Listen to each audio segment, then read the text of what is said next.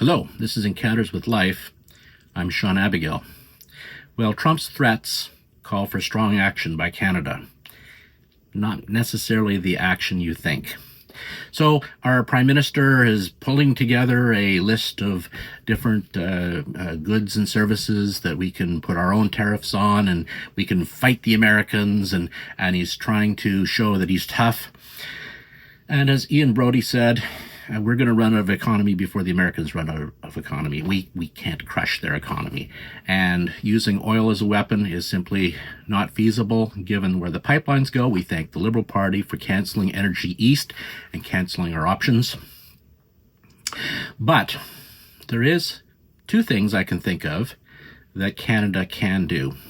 And it's going to require a change of mindset. And that's always the hardest thing to do. You can take actions, you can change laws, you can change trade decisions and so on. But changing mindset is the hardest thing. So, first thing that I think that Canada can do. Trump wants us to hit 2% on our defense spending. And you know what? We swore up and down to NATO that we would do it. Haha, we lied. But it's time that we have to actually keep our word and do this. And Trump is not going to be satisfied until we do. Now, that's a hard thing to do, though, not just financially, because it's hard to ramp up spend in a logical way. We don't have enough people. There's not enough people entering the Canadian forces to man all of the equipment that we could be buying. Second of all, it's hard to buy equipment because you go on a wait list. If you want to buy new fighter planes, great. You have to wait 4 or 5 years before it's your turn that they'll be manufactured for you. So, the first thing that our Prime Minister should do is he should go down to the United States to see Donald Trump and say, I've brought my checkbook. And this is going to require him to lose face. He should go and he should say, we're prepared to do this, this, and this, but we need your help, Mr. President, dealing with your manufacturers of munitions to get bumped on the wait list, maybe not to the front of the wait list, but to get the equipment as soon as possible and to spend as soon as possible. Otherwise, it really will be 2032 before we can ramp spending. Now, what are we going to spend this on?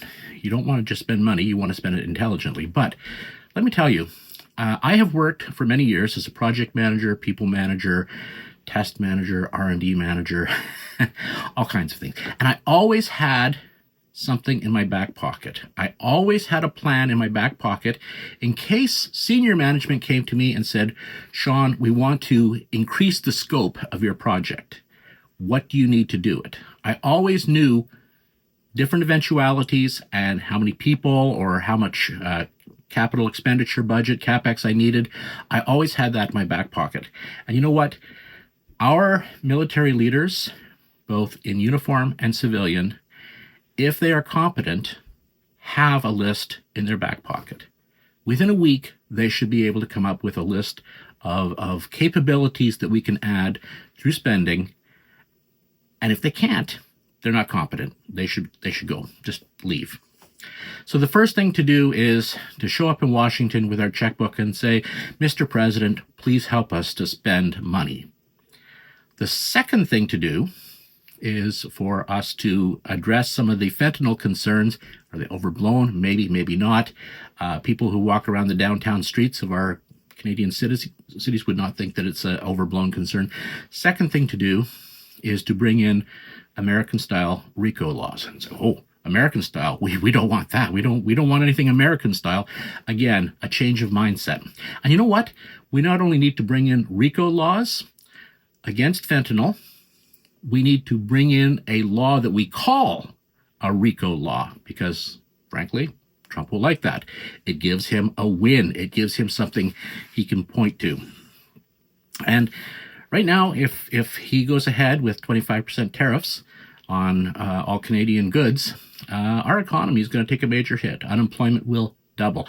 And our Prime Minister can say, oh, we've got your back. We're going to provide supports. With what? We're broke. We can't afford to spend tens of billions of dollars in additional financial support to people who are losing their jobs, because we're being dumb in how we deal with Donald Trump. So, Trump's threats call for strong action, but not strong action creating our own set of tariffs. What do you think? Let me know.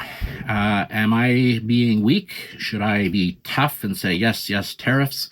Or is the Doug Ford, Daniel Smith approach more reasonable? And what do you think about my idea of our Prime Minister showing up in Washington with a checkbook?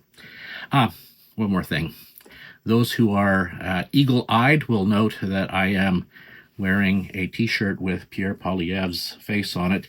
I'm showing political bias, I admit it, but actually this shirt was a present, and today it's the one I pulled out of the drawer. So forgive me for showing political bias, but that's the way it is today, sartorially. I'm Sean Abigail. That's Encounters with Life. Thank you very much.